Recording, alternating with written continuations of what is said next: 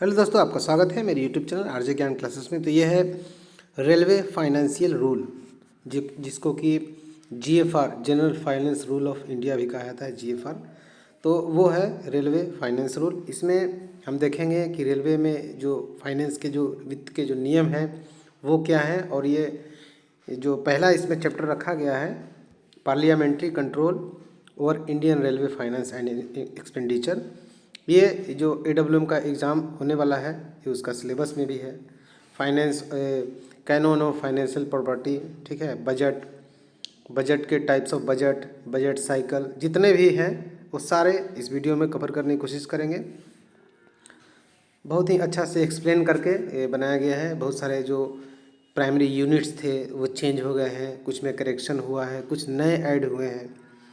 Demand for grants भी है वो चेंज हो गया है, ठीक है। और जो माइनर जो हेड थे वो भी चेंज हो गए हैं, वो भी सारे आप इसमें अपडेटेड रखा गया है, आप सबको दिखाया जाएगा। तो चलिए वीडियो शुरू करते हैं। इससे पहले यदि आप चैनल पर नए हैं तो चैनल को सब्सक्राइब कर लीजिए। वीडियो यदि पसंद आए तो वीडियो को लाइक ज़रूर कीजिए। चलिए शुरू करते हैं। Parliamentary control over Indian railway finance and expenditure.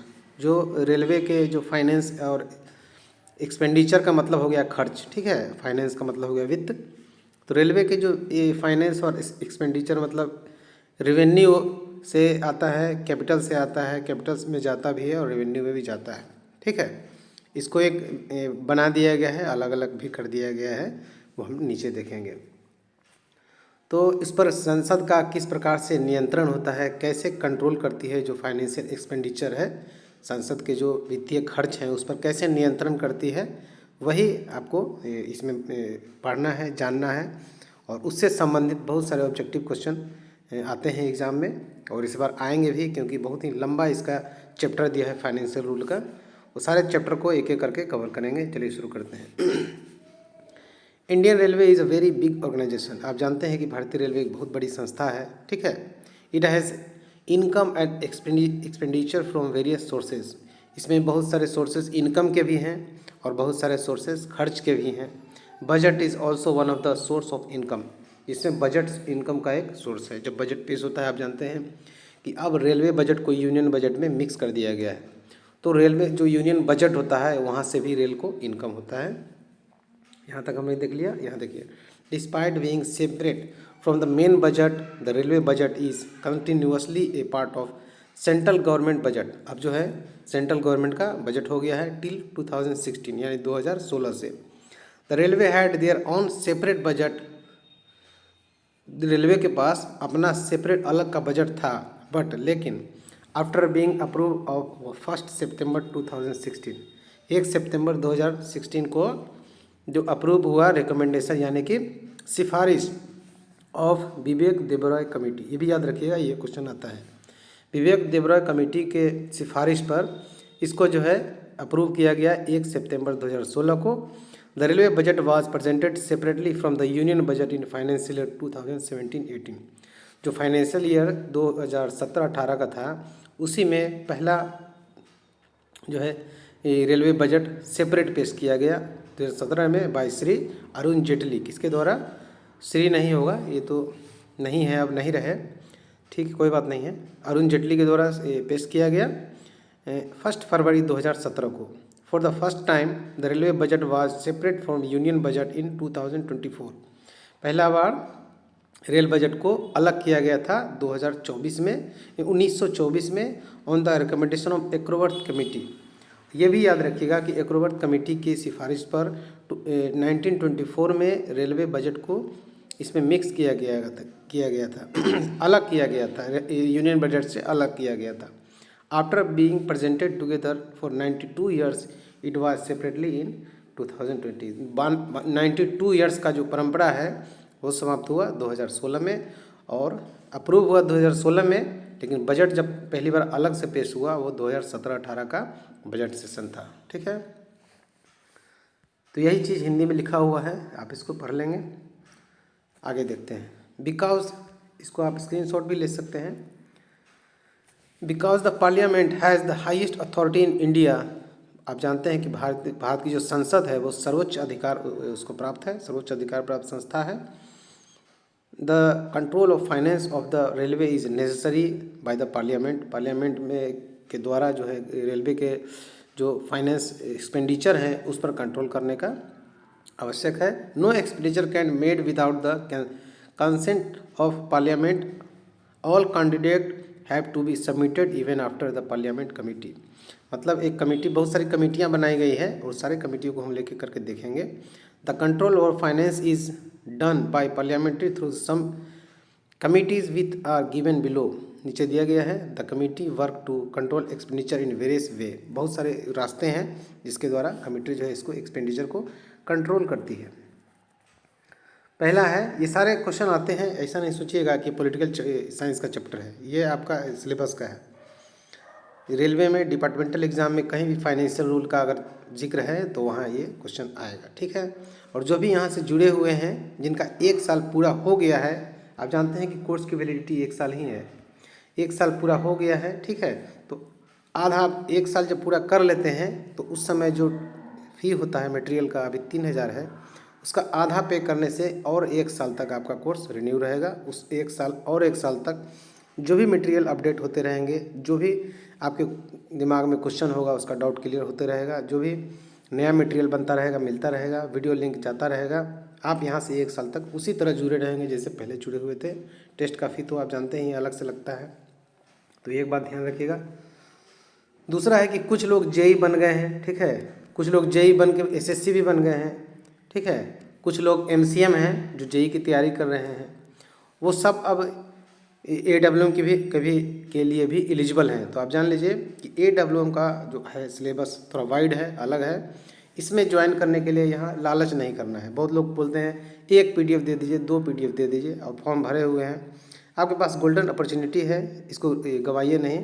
पूरा मटेरियल लीजिए, 3000 पेड कीजिए, कंजूसी नहीं करना है, ठीक है, कंजूसी नहीं करना है, पूरा मटेरियल लेना है। यह नहीं कि पिछला बार दिया था।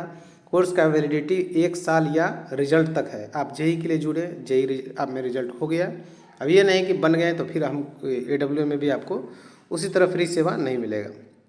संस्था चलाने के लिए पैसे की ज़रूरत होती है, और आप लोग जो पैसा देते हैं वो टाइपिस्ट को जाता है, टाइपिस्ट टाइप करता है, मटेरियल तैयार होता है, आपको दिया जाता है। बीच में हम सिर्फ एक माध्यम है, ठीक है। तो कंजूसी नहीं करना है, जो भी यहाँ का फ़ी है पेमेंट करते रहना है। जो भी यहाँ आपको डाउट है, आपको नया पीडीएफ चाहिए, आपको किसी भी नया टॉपिक पर पीडीएफ बनाना है, वो सब बोलते रहिए, यहाँ हमेशा बनते रहता है, अपडेट होता रहता है, वो मिलता रहेगा।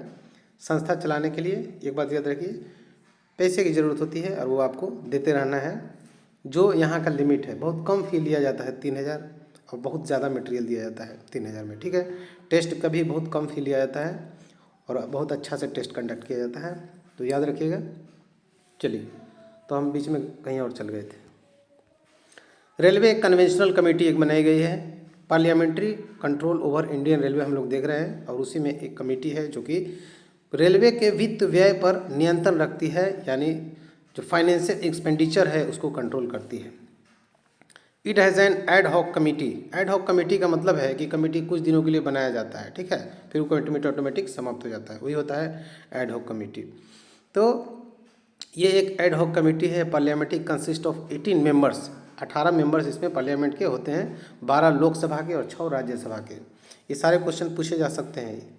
It was constituted to review the financial arrangement between, ये फाइनेंशियल अरेंजमेंट को रिव्यू करता है किसके किसके बीच, railway revenue and general revenue के बीच, ठीक है। It is the only committee of parliament which consider of 2 union minister, finance minister and railway minister. एक ऐसी कमेटी, एकमात्र संस्था है जिसमें 2 मंत्री, केंद्रीय मंत्री भी शामिल हैं। इसमें एक रेलवे मिनिस्टर है और एक फाइनेंशियल मिनिस्टर है, ठीक है। इसके और भी काम है, ये जो कमेटी है इसके और भी काम है। It examine periodically the railway finance and working, यह समय समय पर रेलवे और वित्त और कार्य प्रणाली की जांच करती है। It review the rate of dividend payable by the railway to the general revenue, ठीक है। अब डिविडेंड समाप्त हो गया है, रेलवे पहले डिविडेंड देती थी, अलग थी, तो अब डिविडेंड नहीं दिया जाता है, ठीक है। लेकिन ये कमेटी के कार्यों में ये शामिल है। ये रेलवे द्वारा सामान्य राजस्व के देय लाभांश की समीक्षा करती है। It recommends the charges to be made in railway finance, ये रेलवे वित्त के किए जाने वाले बदलावों की सिफारिश करती है। कौन? Railway conventional committee. दूसरा है एस्टीमेट कमेटी, प्राक्कलन समिति जिसको कहा जाता है। This is the parliamentary committee for examine such of the estimate at it may deem fit और specially referred to it by parliament और स्पीकर। ये समिति है, एक संसदीय समिति है।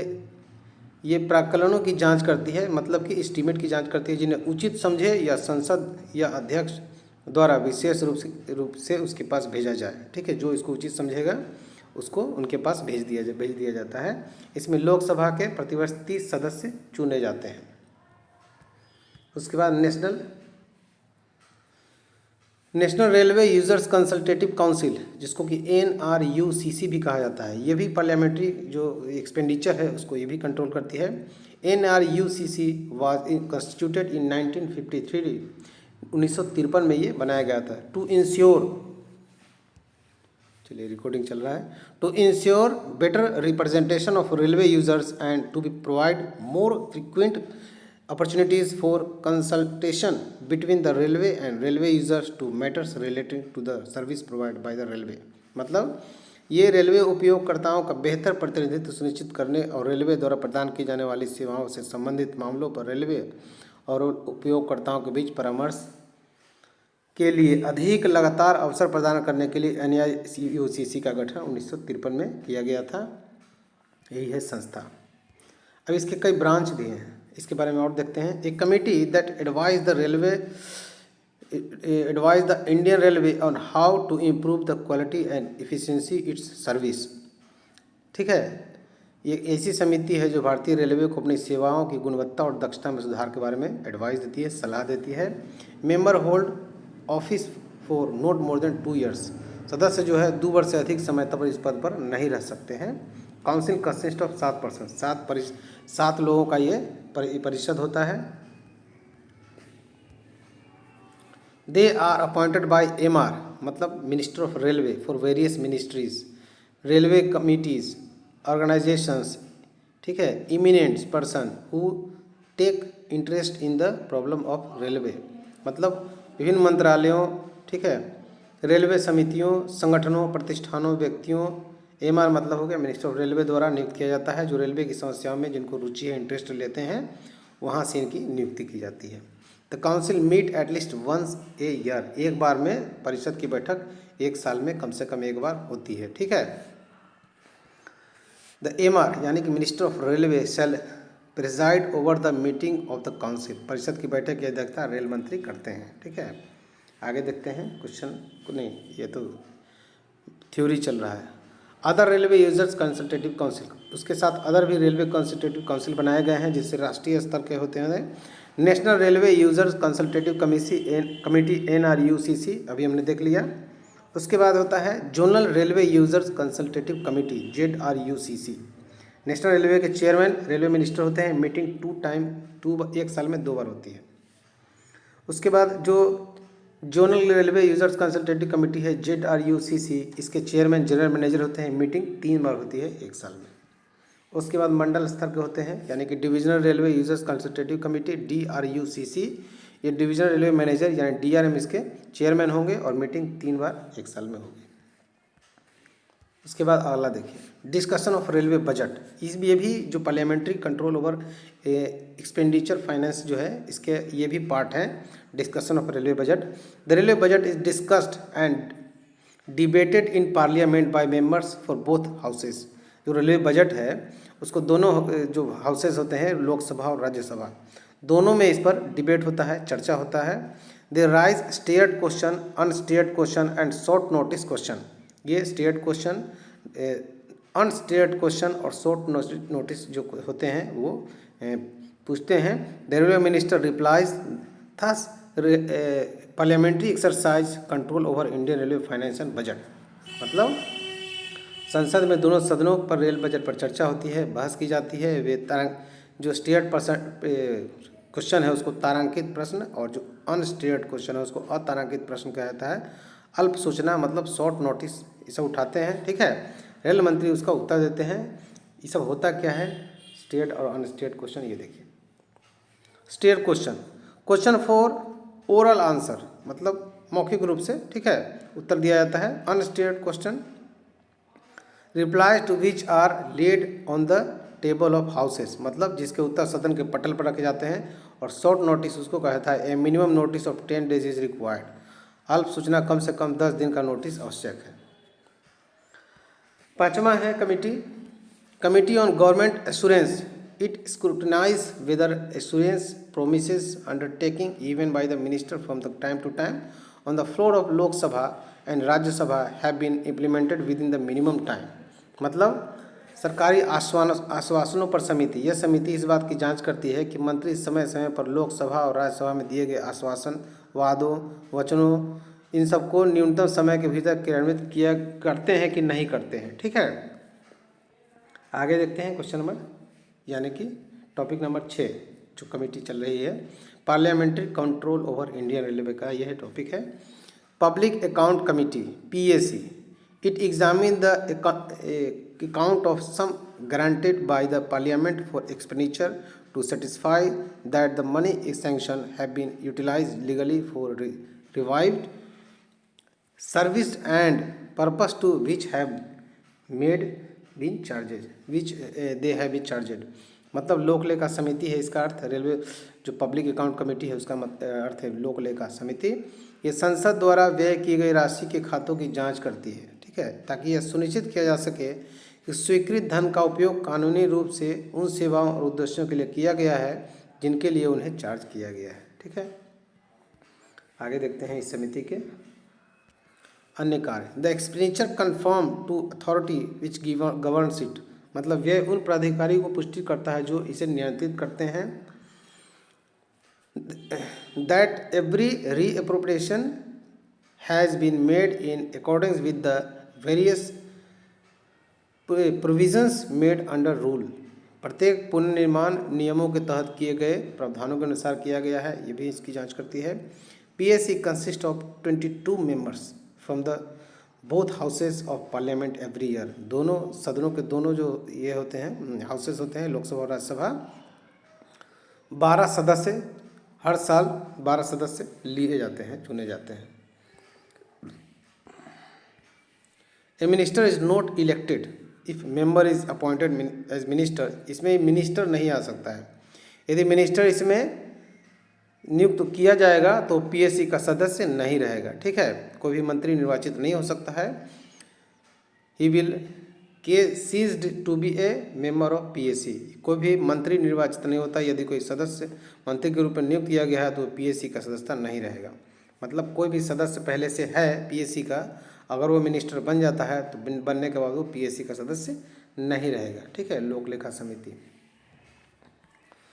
Terms of office of member of committee shall not be exceed 1 year, सदस्य के जो समिति का जो कार्यकाल होता है वो 1 साल से ज़्यादा नहीं होता है PAC का। Chairman of PAC is appointed by speaker, PAC के अध्यक्ष की नियुक्ति जो है ना अध्यक्ष लोकसभा अध्यक्ष द्वारा किया जाता है। If deputy speaker is member of PAC he will appointed as chairman, यदि उपाध्यक्ष जो है PAC के सदस्य हैं तो उन्हें अध्यक्ष के रूप में नियुक्त किया जाएगा। Committee has its own programme and procedure, समिति का अपना कार्यक्रम और प्रक्रिया होता है। उसके बाद है committee on subordinate legislation, it scrutinise and reports to parliament that the power of make regulation sub rules bylaws. ठीक है, यानी कि यह जांच करती है कि संसद का रिपोर्ट जो देती है विनिमय नियम उपनियम आदि बनाने की शक्ति जो संविधान द्वारा प्रदत्त है। conferred by constitution or delegated by parliament are being properly exercised, जो उपनियम बनाने की शक्ति जो संविधान द्वारा प्रदत्त है संसद द्वारा सौंपा हुआ है उसका उचित उपयोग किया जा रहा है। इसमें क्या है 15 member from both houses, term 1 year, 1 साल का टर्म होता है। 15 सदस्य दोनों एक सदन से चुने जाते हैं लोकसभा और राज्यसभा से। उसके बाद 8वां जो है reference from member of parliament, member of parliament का कोई रेफरेंस आता है, वो भी पार्लियामेंट्री कंट्रोल का जो एक्सपेंडिचर खर्च है वित्तीय व्यय का ये भी एक साधन है। ठीक है, any MP may address the ministry of railway और railway administration, ministry of railway से संबंधित कोई ये जो है एड्रेस मतलब संबोधित कर रहा है, ठीक है, या रेलवे एडमिनिस्ट्रेशन और any matter concerning railway working member may also ask question in both of houses of parliament on issues connected with railway working. मतलब संसद का सदस्य का संदर्भ, कोई भी सांसद रेलवे कामकाज से संबंधित किसी भी मामले पर रेल मंत्रालय या रेल प्रशासन को संबोधित कर सकता है। संसद रेलवे के कामकाज से जुड़े संसद के दोनों सदनों से भी पूछ सकते हैं। रेफरेंस कॉन्फिडेंशियल असिस्टेंस, संदर्भ गोपनीय सहायक, ठीक है। देखिए इसमें भी थोड़ा सा ये लगा है, इसको भी थोड़ा सा ध्यान में रखना है। रेफरेंस मीन्स लेटर, ठीक है, representations received by chairman railway board from very important person, railway board के किसी महत्वपूर्ण सदस्य हैं या रेलवे बोर्ड के चेयरमैन हैं, ठीक है, इन सब का रेफरेंस लेटर कुछ आता है तो इसमें इसको कैटेगराइज बाई कैटेगरी से डिवाइड किया गया है। एक कैटेगरी में रखा गया है कि all communication received from president of India, यदि राष्ट्रपति से संवाद होता है, ठीक है, vice president of India, central ministers, minister from state, MP, MLAs, MLCs, तो इसको एक कैटेगरी में रखा जाएगा। बी कैटेगरी में letter receive from VIP like ex central minister, ex मतलब पूर्व जो है केंद्रीय मंत्री, पूर्व मंत्री, state and ex MP etc से आता है तो उसको कैटेगरी बी में रखा जाता है। कैटेगरी एम में रखा जाता है ऑल कम्युनिकेशन विच मेमर यानी कि minister of railway MOSR remarks are, minister of state railway, MOSR का मतलब हो गया minister of state railway, remarks are made. C category में रखा गया है letter seen by private secretary of MR, ठीक है, मिनिस्टर ऑफ रेलवे का प्राइवेट सेक्रेटरी, एमओएसआर या मिनिस्टर ऑफ स्टेट रेलवे का private secretary, but not covered under A B M above, और ए बी एम जो कैटेगरी है उसमें cover नहीं है तो वो कैटेगरी सी में आएंगे। कैटेगरी ओ में all communication received in MR यानी minister of railway MOSR secretariat but not covered under A B M C, इतना के साथ और category A B M C में नहीं आते हैं तो ओ में आएंगे। तो इस पर क्या करना है, reply to C A reference shall be given to top priority, इसके इस संदर्भों का जो इसका है रिप्लाई वो प्राथमिकता दिया जाना चाहिए। GM, DRM, CWM, PHOD should keep close watch on CA, ठीक है। Reference at reply should be send to railway board immediately without delay, तुरंत इन सब का रेफरेंस जो है रेलवे बोर्ड को रिप्लाई में भेज देना है। रेलवे बोर्ड उस पर निर्णय करेगी कि क्या करना है, ठीक है। इन्होंने संदर्भ कुछ दिया, घोषणा कर दिया कहीं एक्सीडेंट हुआ तो घोषणा कर दिया कि हर जो मृतक कर्मचारी हैं या घायल हैं, ठीक है, या थोड़ा घायल है उनको इतना दिया जाएगा, या घोषणा कर दिया कि ये जो यहाँ पर डबल लाइन किया जाए या इसको लाइन को कहीं मीटर गेज है तो इसको ब्रॉड गेज में किया जाए। इस तरह से कोई घोषणाएं हैं तो इस पर कड़ी नज़र होनी चाहिए और तुरंत रेलवे बोर्ड को फॉरवर्ड करना चाहिए।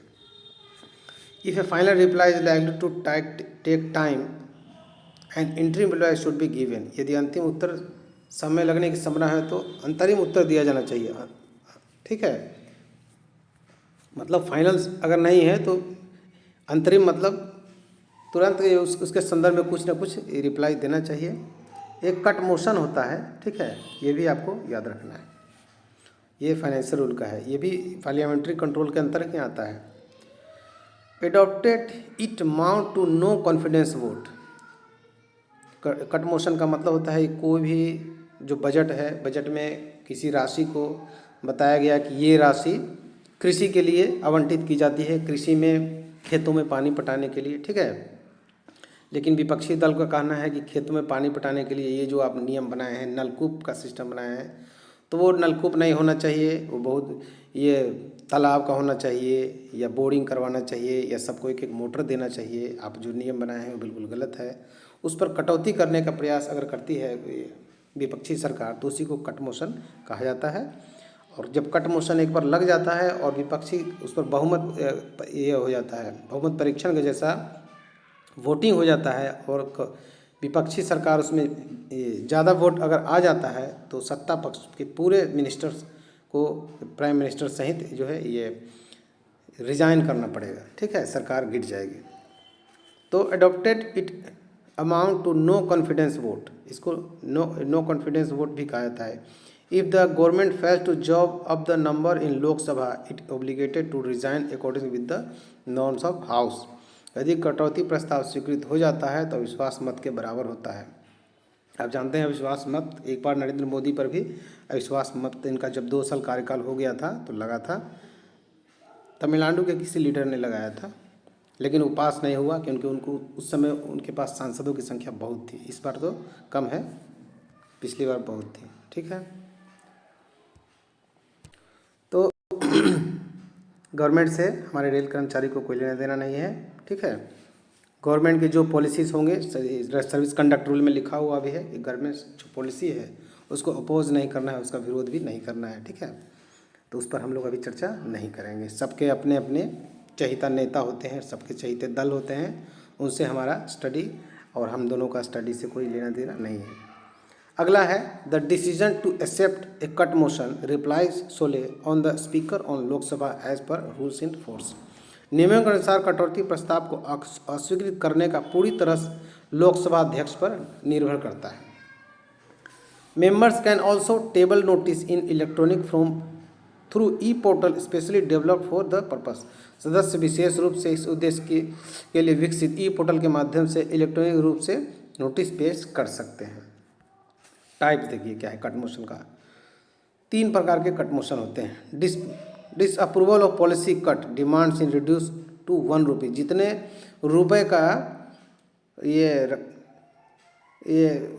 राशि आवंटित की गई है किसी योजना के लिए, उसमें से 1 रुपया घटाकर उसको 1 रुपया यदि कर दिया जाए तो उसको कहा जाता है डिस्पोजल ऑफ पॉलिसी। ठीक है, नीतिगत कटौती। यदि 1 रुपया कम कर दिया जाए, कितना भी राशि हो, करोड़ों में क्यों ना हो, उसमें से सिर्फ 1 रुपया कम कर दिया जाए तो डिस्पोजल ऑफ पॉलिसी होगा। दूसरा है economic cut. Disposal of policy cut था, ये इकोनॉमिक कट। इसमें क्या है, reduction of demand for grant no specific amount. इसमें है अनुदान की मांग को एक निश्चित राशि तक कम करना है, कोई उसमें यह नहीं है, लिमिट नहीं है। ठीक है। तीसरा होता है टोकन कट। ये सारे क्वेश्चन आए हुए हैं आपका फाइनेंशियल रूल के रेलवे में, ये सभी इंपॉर्टेंट है। इसको पॉलिटिकल का चैप्टर नहीं समझिएगा, है तो पॉलिटिकल का चैप्टर लेकिन फाइनेंशियल रूल में आते हैं। टोकन कट क्या होता है, the amount of demand is reduce by just rate 100। This is the ventilate the specific grievances displeasure against the government. मतलब इसको कहता है टोकन कट यानी सांकेतिक कटौती। मांग की राशि में केवल 100 रुपये की कमी की जाती है। यह केंद्र सरकार के खिलाफ विशिष्ट शिकायत नाराजगी को व्यक्त करने के लिए किया जाता है। पता है कि 100 रुपये घटा दीजिए खाली। उसके बाद अगला है chapter canon of financial property. ये अभी हमने देखा, parliamentary control over finance expenditure, railway finance expenditure एक कैनन ऑफ फाइनेंशियल प्रॉपर्टी है। इसको वित्तीय औचित्य के सिद्धांत कहा जाता है हिंदी में। The expenditure should not prime fascia be more than occasion demands that and that every government servant should exercise the same vigilance in respect to the expenditure incurred from public money a person or ordinary prudence would exercise in respect of the expenditure of his own money।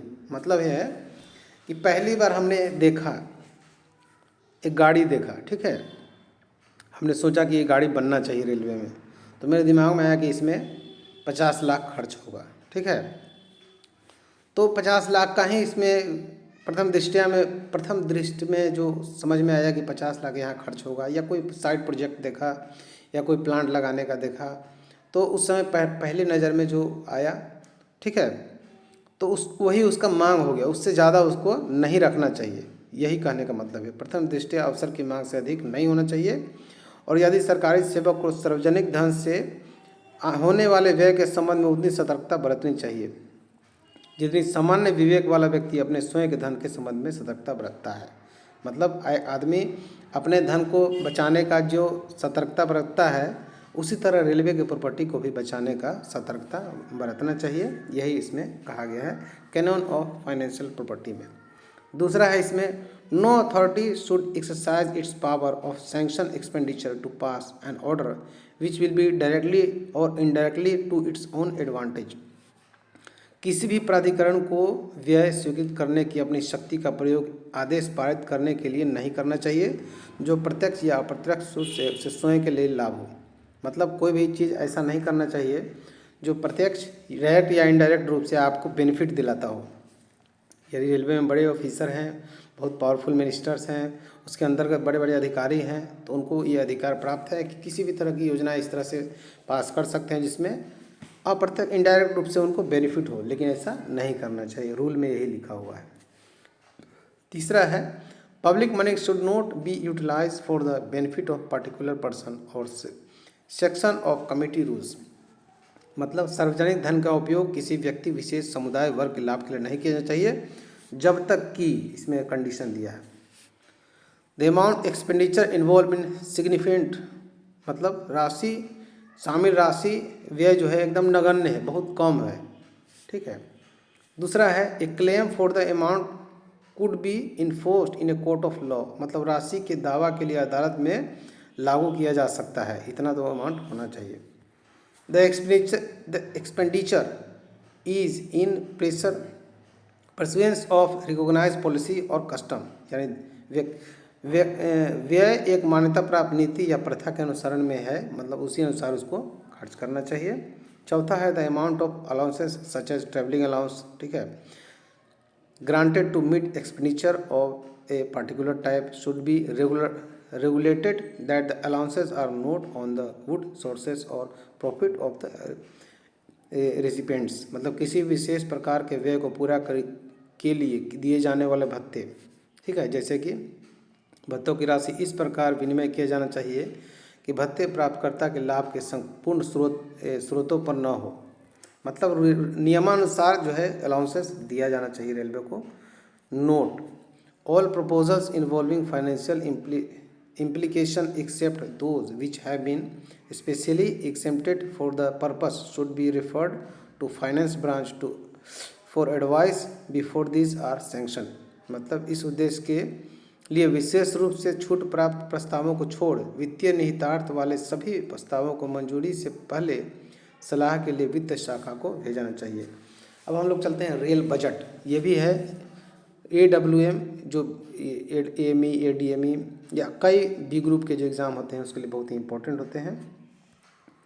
Budget is a statement of estimate annual receipt and expenditure on both capital and revenue transaction of an organisation.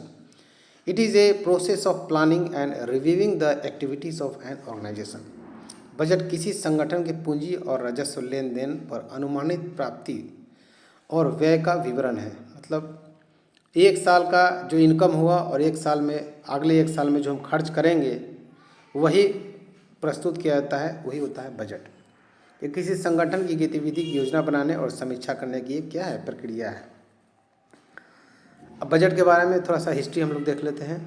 The word budget के बारे में थोड़ा देख लेते हैं। The word budget has originated from the French word bucket. French word bucket से ये उत्पन्न हुआ है budget. Budget means leather briefcase. Budget का जो शाब्दिक अर्थ होता है वो एक लेदर का ब्रीफकेस होता है जिसको कि हिंदी में चमड़े का थैला कहा जाता है। आपने पहले अगर तैयारी किया होगा एक डिपार्टमेंटल एग्जाम ये रेलवे में आने के लिए तो उसमें आप बजट के बारे में पढ़े होंगे। This is the leather briefcase और leather bag. Earlier in India also it was seen the finance minister use to reach a parliament with a budget document in a leather briefcase. आपने देखा भी होगा कि जो रेलवे मिनिस्टर रहते हैं वो एक बजट ब्रीफकेस लेके आते हैं और डॉक्यूमेंट लाते हैं। बिफोर इंडिपेंडेंस, आज़ादी से पहले, James Wilson presented the budget in 7 April 1860, यानी कि James Wilson presented the budget in 7 April 1860 में उन्होंने पेश किया था जेम्स विल्सन ने। He is known as the founder of budget. इनको जो है बजट के पिता यानी फाउंडर ऑफ, प्रदाता जो भी कहें, फाउंडर ऑफ बजट कहा जाता है। The first budget after independence, जो भारत जब स्वतंत्र हो गए तो पहली बार जो आज़ाद भारत में जो बजट प्रस्तुत हुआ वो RK शनमुखम शेट्टी के द्वारा किया गया 26 नवंबर 1947 को। उसके बजट की हिस्ट्री थोड़ा देख लेते हैं, जो हमने अभी पढ़ा था वही है। उसके बाद थोड़ा सा और जान लेते हैं। John Mathai presented the first railway budget for independence India on 20 November 1947 which was interim railway budget. वो अंतरिम रेलवे बजट था, ठीक है। After 3 month he presented the second railway budget. वो जो बजट हमने बताया ये यूनियन बजट था और ये रेल बजट है। फिर 3 महीने के बाद उन्होंने पेश किया after 3 month he presented his second railway budget on 24 फरवरी 1948, 24 फरवरी 1948 में 3 महीने बाद 24 फरवरी 1948 को दूसरा रेलवे बजट प्रस्तुत किया गया। Where revised estimate showed a fall in earning about 8 crore rupees as compared with the budget estimate, जिसमें संशोधित अनुमानों के अनुसार बजट अनुमानों की तुलना में आय में लगभग 8 करोड़ की गिरावट दर्शाई गई थी। Since the year 2017, railway budget has been merged with the general budget GFR rule number 43, ठीक है, जनरल फाइनेंस रूल नंबर 43 के तहत, उसमें 43 का 2 के तहत has made rail budget A part of union budget. अब रेल क्या है, यूनियन बजट का पार्ट हो गया। वर्ष 2017 में रेल बजट को सामान्य बजट में मिला दिया गया। फाइनेंशियल ईयर होता है 2017-18। GFR रूल नंबर 43 का 2। Suresh Prabhu become the last railway minister who present railway budget separate from union budget. Suresh Prabhu अंतिम रेल मंत्री थे जिन्होंने केंद्रीय बजट से अलग रेल बजट पेश किया था। Arun Jaitley become the first minister to present a combined railway budget 2017-18। Arun Jaitley पहले वित्त मंत्री बने, संयुक्त रेल और आम बजट जो है कंबाइंड रूप से पेश किया। अब देखिए रेलवे में रेवेन्यू के क्या क्या साधन है। रेवेन्यू मतलब राजस्व, ठीक है, रेवेन्यू एक्सपेंडिचर यानी राजस्व खर्च होता है और रेवेन्यू से आय भी होता है, ठीक है, तो ये रेवेन्यू है। The revenue of a railway comes from passenger and freight traffic as well as other sources, this sources included. Railway का राजस्व यात्री और माल यातायात के साथ अन्य स्रोतों से भी आता है। इन स्रोतों में क्या क्या है देखिए, पैसेंजर फेयर, ठीक है, the money charger from carrying passenger, यात्री किराया यात्रियों को ले जाने के लिए जो मिलता है। Freight, the money charger carrying goods, माल ढुलाई के लिए जो इनकम होता है। एडवर्टाइजिंग, रेवेन्यू फ्रॉम एडवर्टाइजिंग मतलब विज्ञापन पर, रेलवे के जो विज्ञापन करती है अपने ट्रेन, आपने देखा होगा कि जो कोचेस जो होते हैं उसके ऊपर बहुत सारे स्टिकर वगैरह लगा रहता है, या बहुत सारे साधन हैं विज्ञापन के, तो उनसे भी होता है।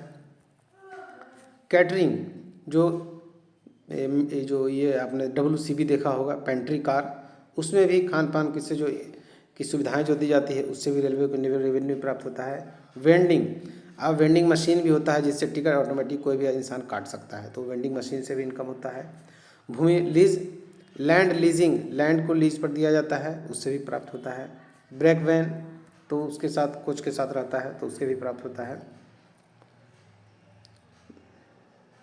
ब्रेक वैन उसी में कंबाइंड हो गया फ्रेट स्टॉक में। Tender fees, revenue from fee for tender, tender से जो निविदा शुल्क आता है वहाँ से प्राप्त होता है। पार्किंग कॉन्ट्रैक्ट, जो रेलवे स्टेशनों पर मोटरसाइकिल लगाने के लिए पार्किंग होते हैं उसके कॉन्ट्रैक्ट से भी फायदा होता है। Licence fee, revenue from licence fee, land and building और ये भवन बनाने के लिए जो लाइसेंस शुल्क लगता है उससे प्राप्त होता है। डिपार्टमेंटल चार्जेस, डिपार्टमेंटल में भी किसी पास खो गया है, किसी का PTO खो गया है, किसी का कुछ भी और फाइन अगर आता है तो वो सब डिपार्टमेंटल फी में आएगा। रेलवे ट्री भी बेचती है, ग्रास भी बेचती है, उससे भी आता है पैसा, ठीक है। तो the revenue generated by railway can be used to assess the progress of railway based infrastructure, additional rail road construction and GDP growth. Railway द्वारा उत्पन्न राजस्व का उपयोग रेलवे आधारित बुनियादी ढांचे, अतिरिक्त रेल मार्ग निर्माण और GDP ग्रोथ की प्रगति का आकलन करने के लिए भी किया जाता है। वो तो रेवेन्यू था, ये हो गया कैपिटल। पूंजी के क्या स्रोत है, कैपिटल एक होता है और एक रेवेन्यू होता है। The Indian railway capital expenditure, जिसको कैपेक्स कहता है, और रेवेन्यू वाला को कहा जाता है, रेवेन्यू एक्सपेंडिचर जो होता है उसको ओपेक्स कहा जाता है। कैपेक्स और ओपेक्स याद रखिएगा। The Indian railway cabinet expenditure is funded by A combination of internal resources, central government grants and extra budgetary resources. मतलब इंटरनल सोर्स से आते हैं, बजट से आते हैं, और जो सेंट्रल रेलवे जो देती है उससे भी आते हैं। जो ग्रांट्स फॉर डिमांड, ये भी PDF में इंक्लूड है, और जो आपका चैप्टर में भी है, सिलेबस में भी वो भी रखा गया है, तो उसी वहाँ से भी कैपिटल यानी इनकम आते हैं। अब देखिए एक्स्ट्रा बजटरी रिसोर्सेज क्या है। Borrowing to support capital expenditure, पूंजीगत व्यय का समर्थन करने के लिए उधार संस्थागत से वित्त पोषण होता है। Institutional financing to support capital expenditure, जो पूंजीगत व्यय का समर्थन करने के लिए संस्थागत वित्त पोषण, सार्वजनिक निजी भागीदारी। पब्लिक प्राइवेट पार्टनरशिप यानी PPP to support capital expenditure. Foreign direct investment यानी एफडीआई, ये भी कैपिटल एक्सपेंडिचर को सपोर्ट करता है। एक्सपेंडिचर यानी खर्च। कैपिटल एक्सपेंडिचर में जो खर्च होते हैं वो हम आपको दिखा रहे हैं। Capital expenditure use to fund project like construction of new line का कंस्ट्रक्शन करेंगे, डबलिंग करेंगे। हम ये सब आपको हम दिखाएंगे अभी थोड़ा देर के बाद इसमें माइनर प्लान हेड में। Doubling and electrification of existing line, जो लाइन पहले से है उसको इलेक्ट्रिफिकेशन करना। गेज कन्वर्सेशन, मतलब मीटर गेज में है तो उसको नैरो गेज में ये ब्रॉड गेज में बदलना। प्रोक्योरमेंट ऑफ रोलिंग स्टॉक में कुछ खरीदारी। स्टेशन रीडेवलपमेंट, स्टेशन का विकास, इन सब में जो है कैपिटल एक्सपेंडिचर खर्च होता है। कैपेक्स जिसको कहा जाता है। Under various plan head MNP and RSP, ठीक है। निर्माण की जो कैपिटल एक्सपेंडिचर होता है वो वेरियस प्लान हेड्स में खत्म होता है, जो कि machinery and plant, rolling stock programme, इन सब में खर्च होता है। Expenditure in first cost of construction, capital expenditure जो है पहली बार कहीं वर्कशॉप का निर्माण कर रहे हैं हम, वैगन वर्कशॉप, कैरिज वर्कशॉप या C&W वर्कशॉप, तो उसमें जो पूंजी लगेगा वो कैपिटल एक्सपेंडिचर से लगेगा। Expenditure in cost of land, यदि भूमि अपनी रेल का पटरी नया बिछाना है, ठीक है, बीच में भूमि अगर आ रही है तो उस भूमि को कब्जा करने के लिए जो जिसके नाम से भूमि है उसको मुआवजा आवंटित कर दिया जाता है, उसमें भी जो खर्च होता है वो कैपिटल एक्सपेंडिचर से होता है। Expenditure in cost of maintenance of section till it open for working, काम करने के लिए खोले जाने वाले तक अनुभाग के रख रखाव की लागत में, मतलब आप कोई वर्कशॉप बनाया, ठीक है, जब तक उस पर प्रोडक्शन शुरू नहीं होगा, एम्प्लॉय आके काम नहीं करेंगे, तब तक के जो खर्च होंगे वो खर्च कैपिटल एक्सपेंडिचर कहलाएंगे, यानी जो कैपिटल से खर्च होंगे। अच्छा, non recurring I one time transaction, एक बार का जो लेन देन होता है, मतलब कोई बहुत बड़ा प्रोजेक्ट है उस पर एक बार हमने 100 करोड़ दे दिया, ठीक है, तो ये सब कैपिटल एक्सपेंडिचर से खर्च होता है। Capital investment in long term work, लंबी अवधि तक चलने वाला काम में है, बहुत बड़ा प्रोजेक्ट है, उसमें लंबी अवधि तक पैसा खर्च होगा तो वो सब कैपिटल एक्सपेंडिचर से होगा। And expenditure for replacement of all assets, पुरानी संपत्तियों के प्रतिस्थापन के लिए भी, पुरानी प्रॉपर्टी है उसको फिर असिस्ट करना है, खराब हो गया है, कोई वर्कशॉप बंद हो गया है, ठीक है, फिर से उसको चालू करना है तो भी उसमें कैपिटल एक्सपेंडिचर से खर्च होता है। Creation of new asset for additional capacity creation, अतिरिक्त क्षमता निर्माण के लिए जो है वो भी कैपिटल एक्सपेंडिचर से ही खर्च होता है।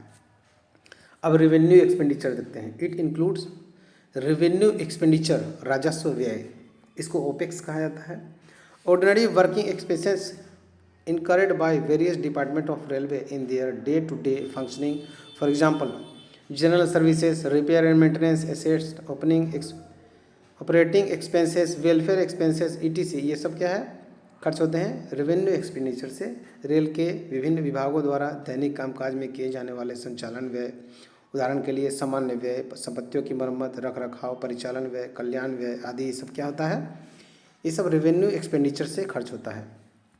Other miscellaneous expenses such as expenditure on railway board, audit, survey, etc, मतलब रेलवे बोर्ड के लेखा परीक्षा, सर्वेक्षण आदि पर भी रेवेन्यू एक्सपेंडिचर से खर्च किया जाता है। It is also include appropriation of depreciation reserve fund, DRF, आपने DF, DRF ये सब के बारे में सुना होगा, इन सब के बारे में भी चर्चा है, इसमें कोई भी चैप्टर छोड़ा नहीं गया है, इन सब के बारे में भी आपको बताएंगे। Reserve fund, pension fund, salaries, fuel maintenance, etc, ये सब क्या है, ये भी रेवेन्यू एक्सपेंडिचर से खर्च, ये भी होते हैं लेकिन पूरी तरह से इसी पर खर्च नहीं होते हैं। Salaries, fuel maintenance, etc। उसके बाद preparation of annual budget is done bye the railway administration and other production unit, ठीक है, वार्षिक बजट की तैयारी कैसे होगी, प्रिपरेशन ऑफ एनुअल बजट। वार्षिक बजट की तैयारी रेल प्रशासन और अन्य उत्पादक इकाइयों द्वारा की जाती है। ठीक है। The revise estimate for current financial year and the budget estimate for ensuing financial year are prepared and submit to railway board in month of September. ये नवंबर में पहले किया जाता था, इसको चेंज किया गया है, सितंबर किया गया है। इंपॉर्टेंट है, याद रखिएगा। सभी इंपॉर्टेंट हैं, एक एक लाइन जो मैं पढ़ रहा हूँ सभी इंपॉर्टेंट है आपके एग्जाम के लिए। वार्षिक बजट की तैयारी रेलवे प्रशासन के द्वारा की जाती है। संशोधित अनुमान आगामी वित्त वर्ष के लिए बजट का अनुमान हर साल सितंबर के महीने में तैयार करके रेल बोर्ड को सौंपा जाता है। यानी कि 2025 में जो बजट होने वाला है उसका अभी तक सौंप दिया गया है। The estimate is done on the basis of, अनुमान निम्नलिखित आधार पर लगाया जाता है। Actual expenditure for previous year under the each demand, प्रत्येक डिमांड और पिछले वर्ष का वास्तविक व्यय क्या हुआ है।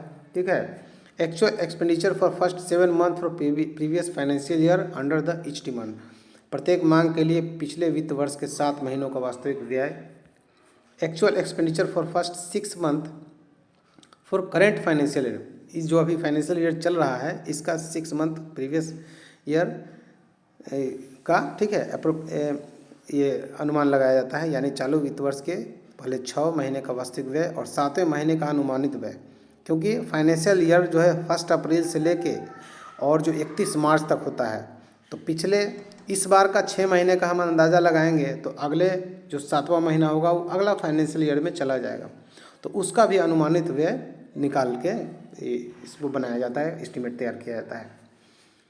Financial year start on 1 April of the current year and and on 31 march on the following year, यानी कि पिछला 1 अप्रैल से ये 31 मार्च तक का जो होता है वो फाइनेंशियल ईयर कहलाता है। The revised requirement of remaining 5 months of the year are thus worked out which are known as revise estimate for the current year, यानी कि इस प्रकार वर्ष के शेष 5 महीनों के संशोधन आवश्यकता तक गणना की जाती है, जिसके चालू वर्ष से संशोधित अनुमान के रूप में जाना जाता है। The same become budget estimate for ensuing financial year after taking into account special feature and known factor for the next financial year, यानी अगले वित्त वर्ष के विशेष विशेषताओं और ज्ञात कारकों को ध्यान में रखने के बाद ये आगामी वित्त वर्ष के लिए बजट का अनुमान बन जाते हैं। The budget is presented to parliament duly complied by the railway board in the month of February for each on the date fixed on the purpose, मतलब बजट प्रत्येक वर्ष फरवरी माह में, अभी के परिप्रेक्ष्य में हम बता रहे हैं, अभी 2025 चल रहा है, तो अभी में क्या है कि फरवरी महीने में बजट पेश किया जाता है 1 फरवरी को। बजट साइकिल भी आपका एक चैप्टर में दिया गया है ये सिलेबस में। तो बजट साइकिल कैसे क्या होता है कि कब बजट का एस्टीमेट तैयार होगा, कब फाइनल मॉडिफिकेशन होगा, कब बजट पेश होगा। ठीक है। तो इसमें बजट एस्टीमेट सितंबर में हो जाएगा। अगर 2025 का भी बजट पेश हुआ नहीं है लेकिन उसी हिसाब से हम बनाए हैं, 2025 में जो बजट पेश होने वाली है 1 फरवरी को, तो बजट एस्टीमेट इसका सितंबर 2024 में हो जाएगा फॉर करंट बजट ईयर के लिए। बजट प्रेजेंटेड इन पार्लियामेंट 1 फरवरी 2025 को बजट पार्लियामेंट में पेश किया जाएगा। ग्रांट बजट ऑर्डर अप्रैल 2025 में। ठीक है। अगस्त रिव्यू अब ख़त्म कर दिया गया है, डिलीट कर दिया गया था, इसको रखा गया है जानबूझ के मटेरियल में क्योंकि आपको पता चले कि नोट ऑपरेटिव नाउ और डिलीटेड भी यहाँ लिख दिया गया है। रिवाइज एस्टीमेट सितंबर 2024 में होगा करंट ईयर 2024-25 बजट के लिए। फर्स्ट मॉडिफिकेशन इसको है जनवरी 2025 में होगा, लेकिन अभी इसको ऑपरेटिव नाउ ये भी ऑपरेटिव ये डिलीट कर दिया गया है। उसके बाद फाइनल मॉडिफिकेशन जनवरी 2025, कहीं कहीं फरवरी भी लिखने देखने को मिल जाएगा, लेकिन फरवरी तो 1 को बजट ही पेश होगा, तो फाइनल मॉडिफिकेशन तो जनवरी में ही होगा। ट्रांसफ़र ट्रांजैक्शन अप्रैल या मई में किया जाता है। अब कुछ बजटरी टर्म ये भी आपका सिलेबस में लिखा हुआ है। तो बजट के दौरान कुछ ऐसे शब्द हैं जिसके बारे में आपको जानना है, उसी को कहा जाता है बजटरी टर्म। एक DRF होता है। DRF का मतलब होता है डिप्रेसिएशन रिजर्व फंड, मूल्यह्रास आरक्षित निधि। ठीक है। एक होता है DF डेवलपमेंट फंड यानी विकास निधि। SF यानी सेफ्टी फंड, ये होता है सुरक्षा निधि। RSKR राष्ट्रीय रेल संरक्षा कोष। TSF यानी डेबिट सर्विस फंड। उसके बाद CRIF central road and infrastructure fund. NIF या नेशनल इन्वेस्टमेंट फंड, ये सब भी आपको ध्यान में रखना है। तो DRF क्या होता है वो भी हम देखेंगे। डिप्रेसिएशन रिजर्व फंड, ये होता है the oldest working fund in Indian railway, भारतीय रेलवे का सबसे पुराना फंड है। It is a fund that use to replace and review assets that phone out और है reaches the end of the useful life.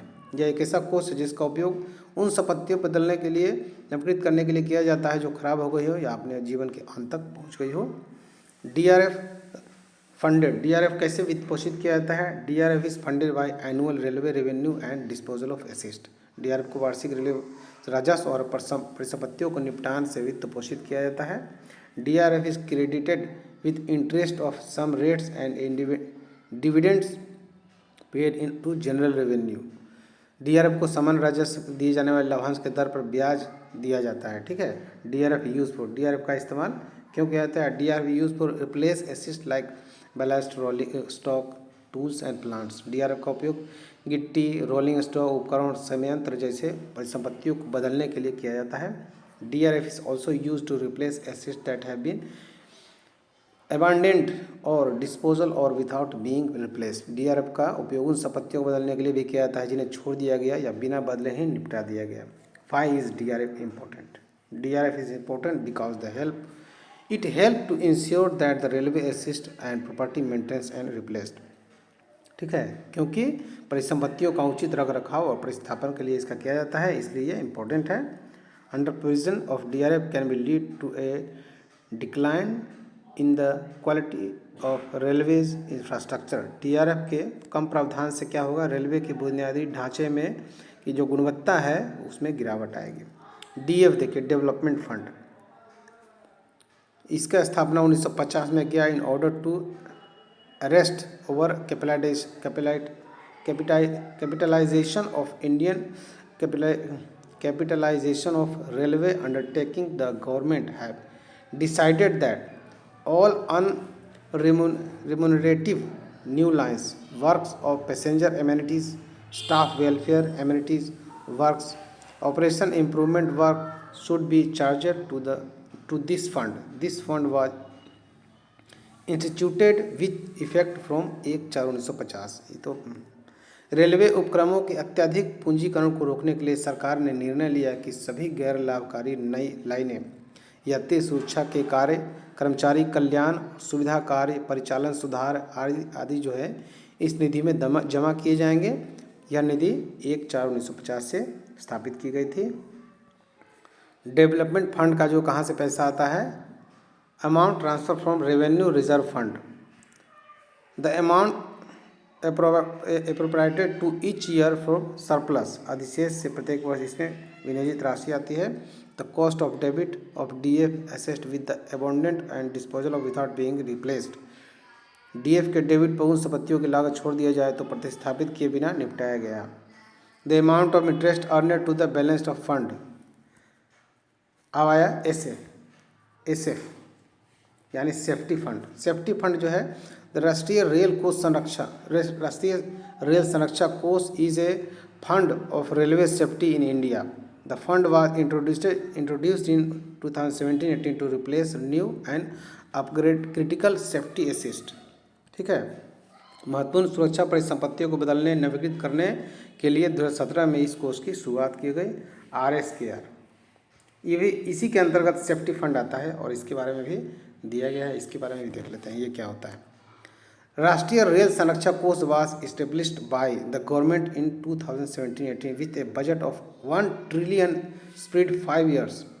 1 trillion का इसमें बजट रखा गया। द राष्ट्रीय रेल संरक्षा कोष RRSK was established as a reserve fund.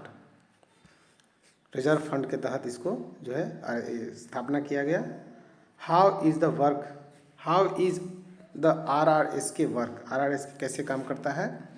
The RRSK used to fund projects like track renewal, bridge signaling, rolling stock and training for safety staff। क्या करता है? ट्रैक, पुल नवीकरण, सिग्नलिंग, रोलिंग स्टॉक और जो सुरक्षा जो कर्मचारी के प्रशिक्षण के लिए योजना निधि देने के लिए इसको इस्तेमाल किया जाता है। The RRSK used to replace absolute railway assist with technology RRS क्या करता है, रेलवे प्रसुतियों को नई तकनीक से बदलने के लिए किया जाता है इसका इस्तेमाल। उसके बाद RRS की use to implement safety measure like double locking in relay room and गुमटीज एंड लेवल क्रॉसिंग गेट्स। गुमटी मतलब हो गया जहाँ रेल क्रॉसिंग होता है छोटे छोटे, और इस पार से उस पार को पार करने में जो लगाया जाता है, ये सिग्नल लगाया जाता है, उसी को गुमटीज कहा जाता है। तो लेवल क्रॉसिंग गुमटी जैसे सुरक्षा उपकरणों को लागू करने के लिए इसका इस्तेमाल किया जाता है। RRS के use to provide equipment like neutro reflective sigma bolt GPS, ये सब ठीक है, ये भी RRS के काम है। अब देखिए DSF, debited reserve fund. The debited reserve fund is Indian railway use to account for revenue expenditure and other financial sources related to long term debited. The DSF is use to reply loan and service डेब्ट take by the ministry of railway. भारतीय railway में ऋण सेवा निधि का उपयोग राजस्व व्यय, दीर्घकालीन ऋण से संबंधित अन्य वित्त पोषण स्रोतों के लिए किया जाता है। DSF का उपयोग रेल मंत्रालय द्वारा ऋणों को चुकाने और ऋण सेवा के लिए किया जाता है। कैसे काम करता है, हाउ DSF वर्क, आप देख सकते हैं। DSF use to meet debit service for loan, world bank, JICA and other financial institution. DSF का उपयोग विश्व बैंक, जीका और अन्य वित्तीय संस्थानों से ऋण के लिए सेवा दायित्वों को पूरा करने के लिए किया जाता है। DSF use to meet arrears pay commission recommendation. जो पे कमीशन का जो एरियर्स है उसको बकाया को पूरा करने के लिए DSF का उपयोग किया जाता है। DSF use to capital expenditure safety works such as construction, bridge, electrification and gauge conversation. Safety work, पुल निर्माण, विद्युतीकरण, इन सब के लिए किया जाता है। CRIF यानी central role and infrastructure fund, इसका उपयोग क्या किया जाता है। इसका उपयोग है, it is a statutory fund that support railway project, national highway and other infrastructure. It can use to a variety of purpose including the development and maintenance of railway track। मतलब इसका उपयोग विभिन्न उद्देश्यों के लिए जाता है, जैसे रेलवे पटरियों का विकास, सड़क रखाव आदि इसमें शामिल है। CRF का यूज़ क्या और क्या क्या हो सकता है, रेलवे क्रॉसिंग पर सुरक्षा देने के लिए, ठीक है, improve safety railway crossing, construct railway track, bridge, other infrastructure, railway track and other infrastructure, इसको मेंटेन ये भी करता है। NIF national investment fund. NIF is a reserve fund that can be use to finance capital expenditure Indian railway, ठीक है। Indian railway में financial को structure, जो फाइनेंशियल जो स्ट्रक्चर है, एक कैपिटल एक्सपेंडिचर है, इन सबको government of India channel fund from the disinvestment of public sector enterprises. राष्ट्रीय निवेश कोष एक आरक्षित निधि है जिसका उपयोग भारतीय रेलवे के पूंजी व्यय को वित्त पोषण करने के लिए जाता है। NIF की स्थापना 2005 में भारत सरकार के सार्वजनिक क्षेत्र के उद्यमों के विनिवेश से प्राप्त धन को चैनल के लिए किया गया है। How the NIF use for Indian railway. NIF और क्या क्या कर सकता है, पूंजीगत निवेश के लिए किया जाता है, ठीक है, capital expenditure of Indian railway, various metro project, ठीक है, इसके लिए भी किया जाता है। पब्लिक सेक्टर कंपनीज अदर, ठीक है, सार्वजनिक क्षेत्र की कंपनियों में निवेश के लिए किया जाता है। Amount capital expenditure to Indian railway, ठीक है, भारतीय रेलवे में अन्य निवेश जो है modernizing locomotive and coaching stock improvement, safety measure, locomotive और कोचिंग स्टॉक का आधुनिकीकरण, सुरक्षा उपायों में। Amrit Bharat station scheme, national high speed rail corporation NHSRCL, rolling stock, capacity encashment. आप देखिए एक्सपेंडिचर दो होते हैं, एक चार्जेड और एक वोटेड। वोटेड एक्सपेंडिचर वो होता है जो जिसको ये पार्लियामेंट में पेश किया जाता है और वहाँ वोटिंग होता है, वोट से जो पास होता है वो होता है वोटेड एक्सपेंडिचर, और एक प्रेसिडेंट का ऑर्डर से होता है चार्जेड एक्सपेंडिचर, यहाँ लिखा हुआ है। अब देखिए इसमें बहुत सारे एक्सपेंडिचर हैं, ठीक है, जिसमें इसमें करेक्शन बहुत सारा किया गया है। पिछले जो मटेरियल्स आपको दिए गए हैं और इसमें बहुत सारा अंतर है, ठीक है। तो अभी जो फाइनेंशियल बजट पेश हुआ 2024 में, उसमें डिमांड पहले हम लोग 1 से लेकर 16 तक डिमांड पढ़ते थे, वो पूरा ख़त्म हो गया। एक ही सिंगल डिमांड 85 नंबर का रखा गया। उसी डिमांड के अंतर्गत सारे एब्स्ट्रैक्ट, सारे प्राइमरी यूनिट के के जो ये डिमांड्स हैं वो सब उसी में 85 में ही आ गए। इसको करेक्ट करके रिवाइज्ड किया गया और ये रिवाइज्ड वाला है, ठीक है। पहले अलग था, अब अलग है। एब्स्ट्रैक्ट ए में है जनरल सेपरेट, बहुत सारा सेम भी होगा, बहुत सारा चेंज भी होगा, ठीक है। तो आपको अब वो वाला नहीं पढ़ना है, ये वाला पढ़ना है। एब्स्ट्रैक्ट ए में क्या आता है, एब्स्ट्रैक्ट बी में क्या होता है, सी में क्या होता है, डी में क्या होता है, ई में क्या होता है, एफ में क्या होता है, GHI नहीं है, KLMNO तक अब हो गया है, ठीक है। उसके बाद प्राइमरी यूनिट्स में भी बहुत सारे चेंज किए गए हैं। प्राइमरी यूनिट्स आपको दिखाए गए हैं, उसमें जो जो चेंज हुए हैं, जो जो डिलीट हुए हैं वो लिख दिए गए हैं। बहुत सारे ऐड हुए हैं, ठीक है। इनको देखिए 16 नंबर है ट्रैवलिंग एक्सपेंसेस, इसमें से इंक्लूड एयर ट्रेवल था तो इसको रिमूव कर दिया गया। इसको 17 नंबर जो है air travel expenses sanction in lieu of privilege passes, ये नया ऐड किया गया। उसके बाद 26 नंबर जो है वो भी नया ऐड किया गया।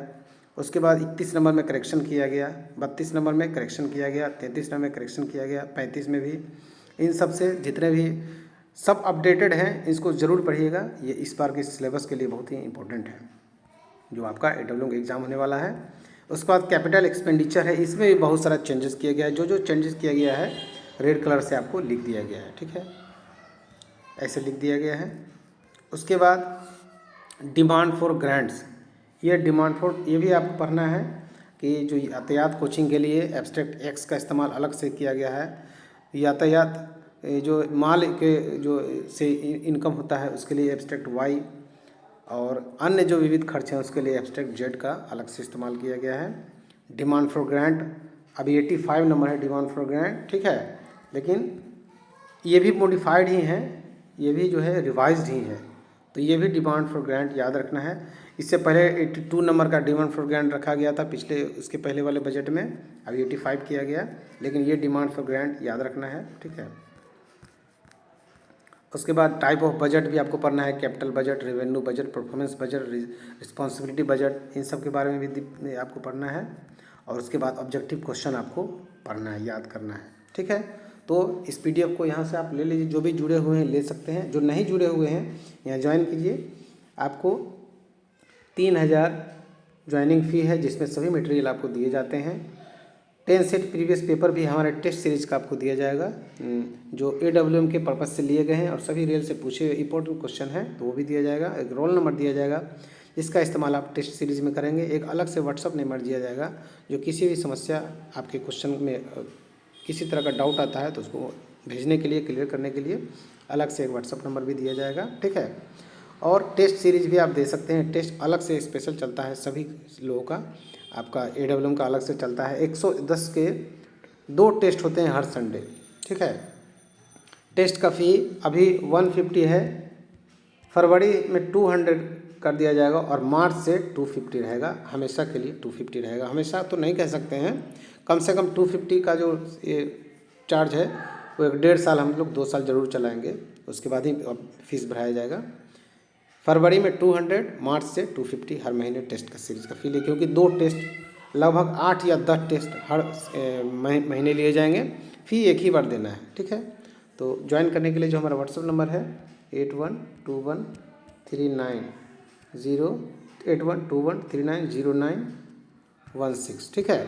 और आपको ये PDF अगर अच्छा लगता है तो ज़रूर हमको ज्वाइन कीजिए, आपको सारा मटेरियल दिएगा। सिंगल ये PDF नहीं मांगिए, टोटल मटेरियल दिया जाता है। कोई भी PDF सिंगल एक आदमी को ऐसे नहीं दिया जाता। जब तक यहाँ ज्वाइन नहीं करेंगे, यहाँ से रोल नंबर नहीं मिलेगा, 3000 पे नहीं होगा, तब तक कोई भी PDF यहाँ से नहीं दिया जाता है।